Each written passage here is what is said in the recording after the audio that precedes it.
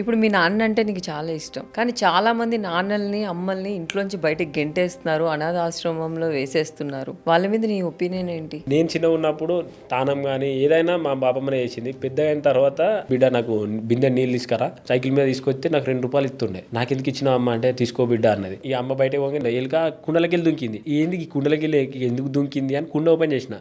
పైసలు ఉన్నాయి అలా. గాళ్ళు పలానోళ్ళకి ఇచ్చిన బాబుకి తెలిసి ఎట్లుంటుందమ్మా, ఎవరికి ఇచ్చిన ఎవరు ఇయ్యాలి రేపట్ల ఇట్లా అంటారు అట్లా అంటారు అన్న. ఆయనతో ఒక ఆయన వచ్చిండు, ఒక ముసలాయన వచ్చిండు. బాబమ్మ తినే అన్నంలేమో కలిపిండు, మాటలు రాకుండా మందు కలిపిండు. ఆ కుండ తీసుకొని పోయిండు. అప్పటి నుంచి మొత్తం అయిపోయింది. చిన్నపిల్లల లెక్కలు అయిపోయింది. పెద్దగా ఉన్న చిన్నపిల్లల లెక్కలు బాత్రూమ్ అయినా సోయికుంటలేదు. ఒక రోజు నేను కడుగుతా అని నేను తీసుకెళ్ళిన. ఇట్లా అన్నది. అంత సిచ్యువేషన్లో అద్దన్న చెప్పింది.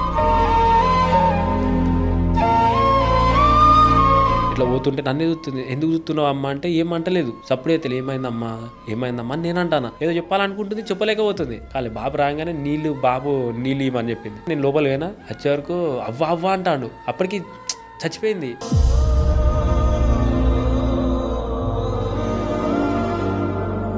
అమ్మాయి వరదాకా మంచిగా ఉండే, నన్ను అటు ఇటు చూస్తుంటే అన్నది నువ్వేంది బాబు అట్లా అంటున్నావు అంటే ఇట్లా పట్టుకున్నా అమ్మ అంటే లేస్తలేదు. ఇక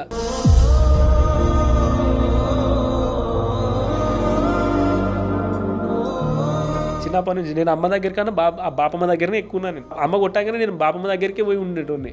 ఇక ఏదో చెప్పాలనుకుని ఎప్పుడు అట్లే ఉంటుండే.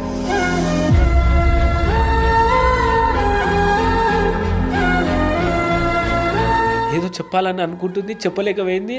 ఇప్పటికీ మా ఫోటో చూస్తే ఏం చెప్పాలి, నేను ఫోటోతోనే మాట్లాడదు. ఏం చెప్పుదాం అనుకున్నావు అమ్మ.